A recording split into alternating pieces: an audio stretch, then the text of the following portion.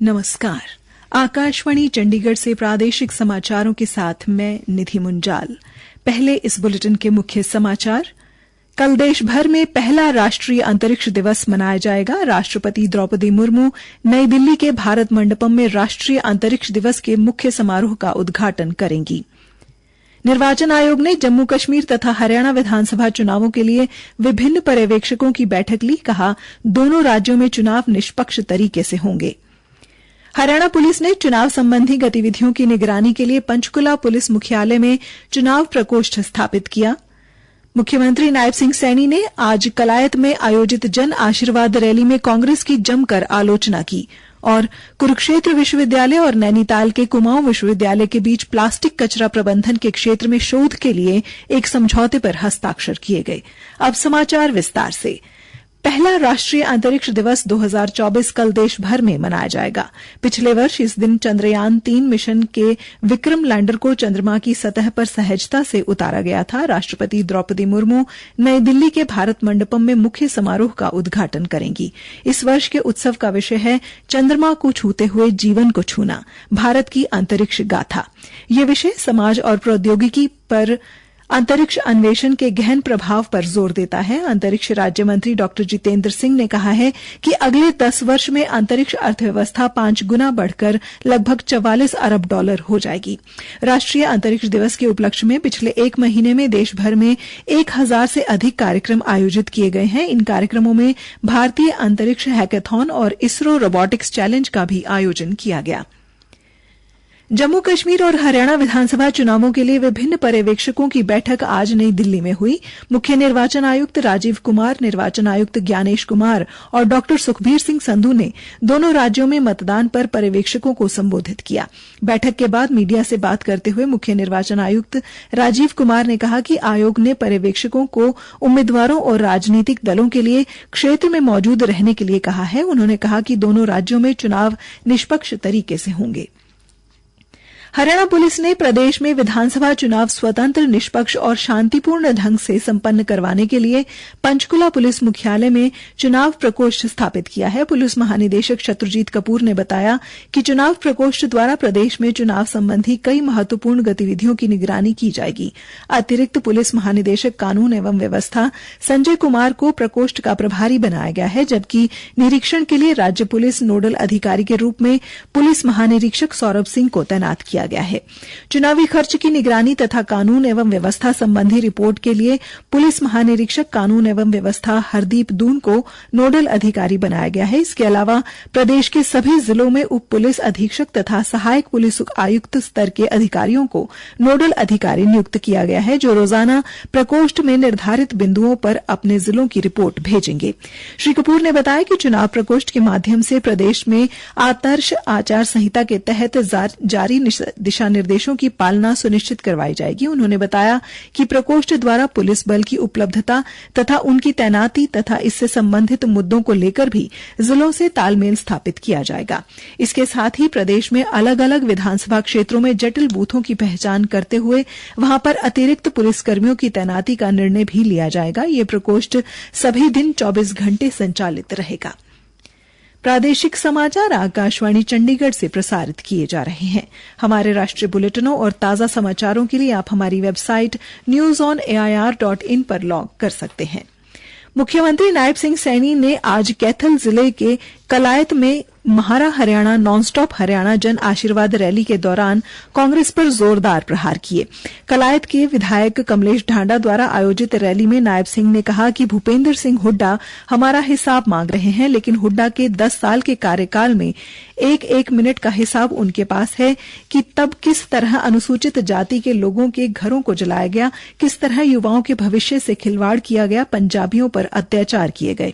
उन्होंने आरोप लगाया कि हुड्डा राज में भोले भाले किसानों की जमीनों को कौड़ियों के भाव हड़प किया गया और उल्टा किसानों पर ही मामले दर्ज करवाए गए।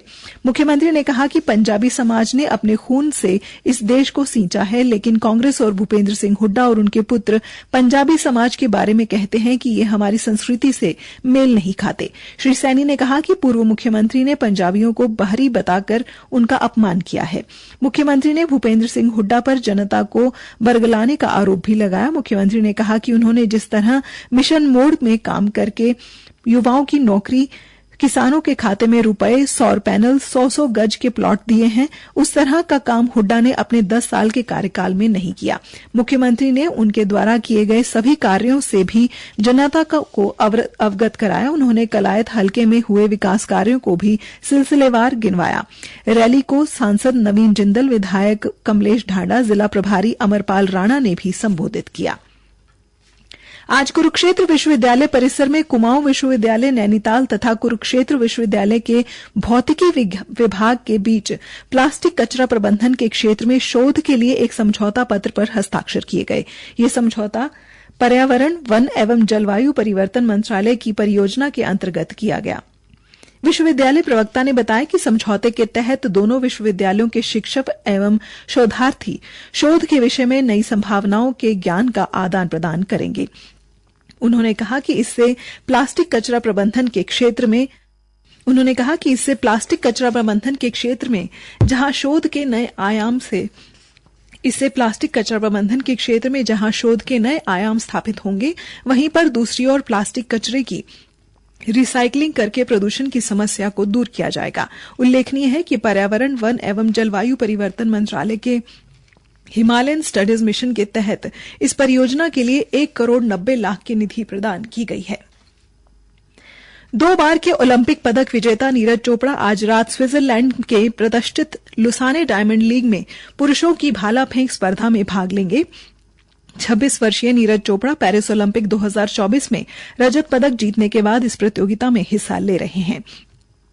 पेरिस ओलंपिक खेलों में स्वर्ण पदक विजेता अरशद नदीम इस आयोजन में हिस्सा नहीं ले रहे हैं। कांस्य पदक विजेता एंडरसन पीटर्स और टोक्यो ओलंपिक के रजत पदक विजेता जैकब वर्डलेज भी इस प्रतियोगिता में भाग लेंगे। कुरुक्षेत्र विश्वविद्यालय ने आज एमए अर्थशास्त्र के दूसरे व चौथे सेमेस्टर का परिणाम घोषित कर दिया। एमए अर्थशास्त्र में पानीपत के आर्य कॉलेज की छात्रा नैन्सी बजाज ने कुरुक्षेत्र विश्वविद्यालय में पहला स्थान हासिल किया है। कॉलेज की प्राचार्य डॉ जगदीश गुप्ता ने बताया कि एमए अर्थशास्त्र में महाविद्यालय की 8 छात्राओं ने मेरिट सूची में स्थान बनाया है। छात्रा नैन्सी बजाज ने 1584 अंक लेकर सूची में पहला स्थान, छात्रा श्रुति ने 1577 अंक लेकर दूसरा स्थान और छात्रा खुशबू ने 1500 अंक लेकर चौथा स्थान व छात्रा किन्नू ने 1456 अंक लेकर 9वां स्थान हासिल किया। दूसरे सेमेस्टर के परीक्षा परिणाम में कॉलेज की छात्रा रितिका देवी 393 अंक लेकर विश्वविद्यालय की मेरिट सूची में चौथे स्थान पर रहीं। हरियाणा विद्यालय शिक्षा बोर्ड द्वारा राष्ट्रीय साधन व योग्यता छात्रवृत्ति योजना परीक्षा का आयोजन 17 नवंबर को किया जाएगा। इस परीक्षा हेतु 10 अक्टूबर तक हरियाणा विद्यालय शिक्षा बोर्ड और गुरुग्राम स्थित राज्य शिक्षा शोध एवं प्रशिक्षण परिषद की वेबसाइट पर ऑनलाइन आवेदन कर सकते हैं।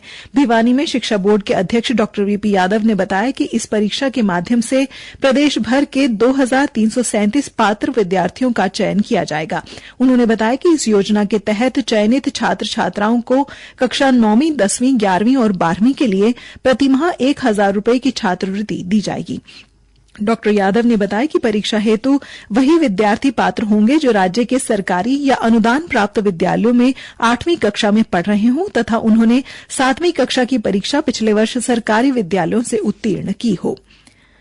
पलवल के मुख्य न्यायिक दंडाधिकारी एवं जिला विधिक सेवाएं प्राधिकरण के सचिव मेनका सिंह ने बताया कि आगामी 14 सितंबर को इस वर्ष की तीसरी राष्ट्रीय लोक अदालत का आयोजन किया जाएगा। उन्होंने बताया कि इस राष्ट्रीय लोक अदालत में बैंक वसूली के मामले, श्रमिकों के मामले, बिजली पानी बिल संबंधी मामले, आपराधिक, वैवाहिक, दुर्घटना संबंधी और भूमि अधिग्रहण के मामले तथा अदालत में लंबित मामलों का निपटान किया जाएगा।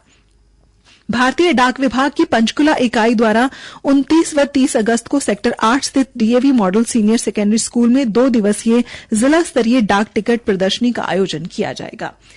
अंत में मुख्य समाचार एक बार फिर। कल देश भर में पहला राष्ट्रीय अंतरिक्ष दिवस मनाया जाएगा। राष्ट्रपति द्रौपदी मुर्मू नई दिल्ली के भारत मंडपम में राष्ट्रीय अंतरिक्ष दिवस के मुख्य समारोह का उद्घाटन करेंगी। निर्वाचन आयोग ने जम्मू कश्मीर तथा हरियाणा विधानसभा चुनावों के लिए विभिन्न पर्यवेक्षकों की बैठक ली। कहा, दोनों राज्यों में चुनाव निष्पक्ष तरीके से होंगे। हरियाणा पुलिस ने चुनाव संबंधी गतिविधियों की निगरानी के लिए पंचकुला पुलिस मुख्यालय में चुनाव प्रकोष्ठ स्थापित किया।